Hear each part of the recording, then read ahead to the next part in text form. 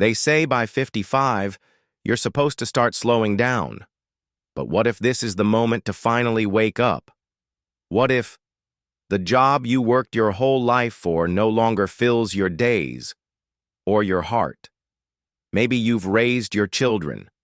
Maybe you've given everything to everyone else. And now, for the first time in decades, you find yourself asking, what about me? If there's a quiet passion inside you, something you used to love, something you never had time for, this might be your time. Not to chase success, not to impress anyone, but simply to begin. Again. For you.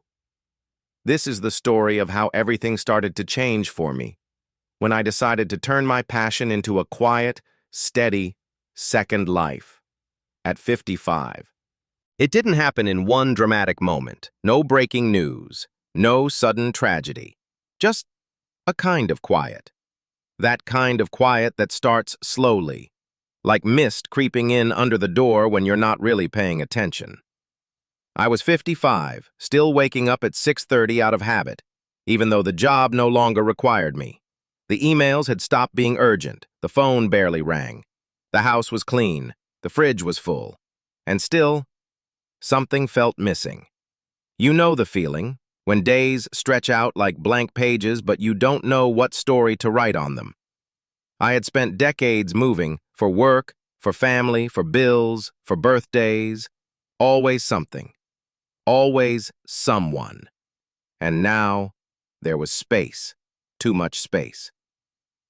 At first I called it freedom.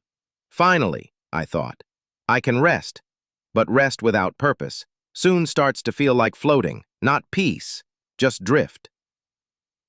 Then one morning, I don't know why, I opened an old box in the garage. Tucked between tax documents and college yearbooks was a sketch pad, dusty, yellowed at the corners, and full of something I hadn't seen in years. Me. Drawings I did in my 20s, messy, raw, alive, not perfect, but full of heart. I stared at them for a long time, like I was meeting an old friend I didn't realize I missed, and something inside me whispered, "You used to love this." That night, I dug out a pencil. No canvas, no plan, just a pencil and a few scraps of paper. I told myself it was silly, a little hobby, a harmless distraction. But when the pencil touched the page, for the first time in decades, I felt something stir. It wasn't talent, it wasn't confidence, it was something quieter, older. A part of me I'd buried under years of being responsible. That night I didn't tell anyone. It felt too small a mention, but deep down I knew something had begun. In the days that followed, I started noticing things. I wasn't as restless in the afternoons. I smiled a little more in the mornings. I didn't dread the quiet anymore, all because I gave that old spark a little room to breathe. It wasn't a career yet, it wasn't a plan, but it was mine, and that made all the difference. Sometimes, life doesn't shift with a bang. Sometimes it changes quietly, the moment you pick up the thing you once loved and dare to hold it again. They say writing is just putting words on paper, but anyone who's tried knows it's putting your soul out there, naked, and that is terrifying. I had begun writing again. Little things, memories, observations, the kind of words that used to fill my notebooks when I was 20. But at 55, something felt different. Not freer, not lighter, heavier. At first, it was thrilling. That feeling of sitting at the kitchen table with a cup of coffee and watching your thoughts come alive. But very quickly, the voices came. Not the creative ones, the cruel ones. This is silly. Who's going to care what you think? It's too late for all this. You should have started years ago.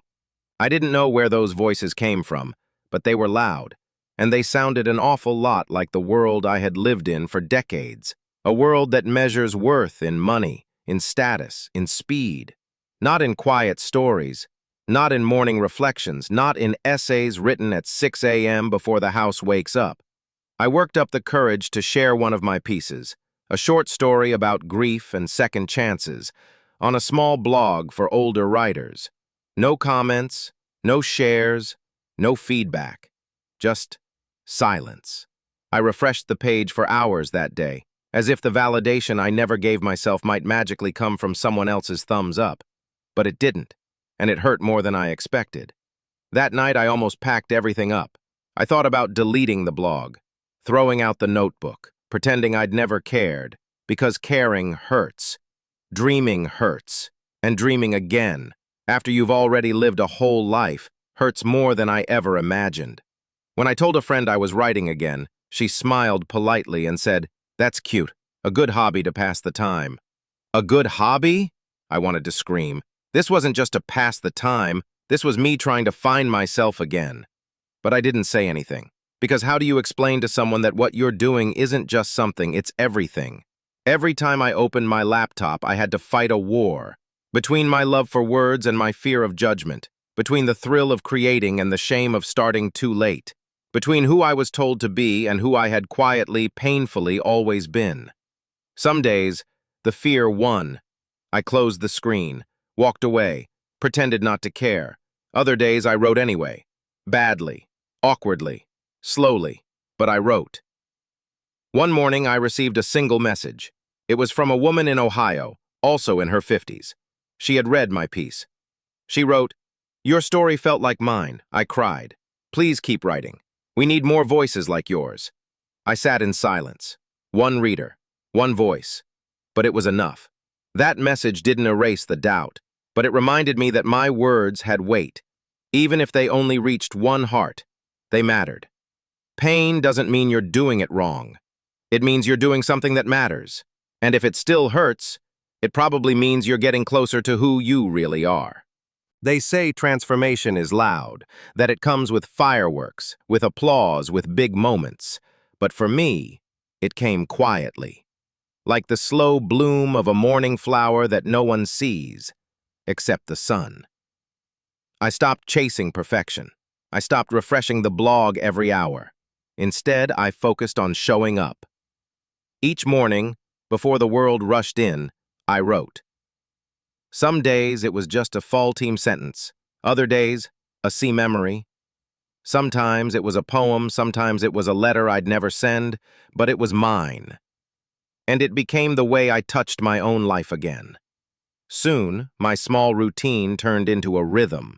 I started posting once a week, not to get noticed, but stay honest with myself. Over time, readers trickled in, not thousands, just a few dozen, but they wrote back. They shared their own stories. They said, "Me too." They said, "I thought I was the only one." And I realized I wasn't building an audience. I was building a connection, a circle of lives quietly intersecting.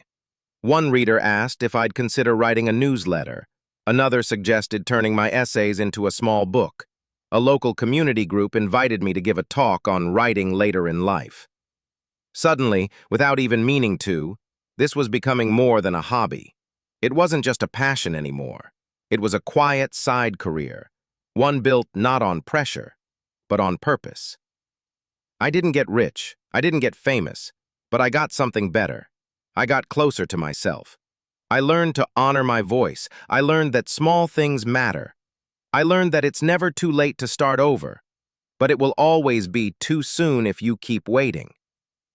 I didn't need permission. I didn't need validation. I just needed the courage to begin and to keep going when it got hard. Some people chase their passion in their 20s, others in their 30s. But when you start at 55, you bring a lifetime of stories. You bring depth, pain, wisdom, and the calm patience of someone who no longer needs to prove anything. You do it because you want to, because you finally can. And that is its own kind of power. So here I am, 57 now, still writing, still learning, and finally, quietly, living. If this story spoke to you, if it reminded you of something you once loved, or something you're just beginning to rediscover, I invite you to stay on this journey with me. Subscribe to the channel, not just for more stories, but for moments that feel like coming home. We're not too old, we're just getting started, and sometimes all it takes is one quiet voice to remind us of who we really are. Let's keep walking this new chapter together.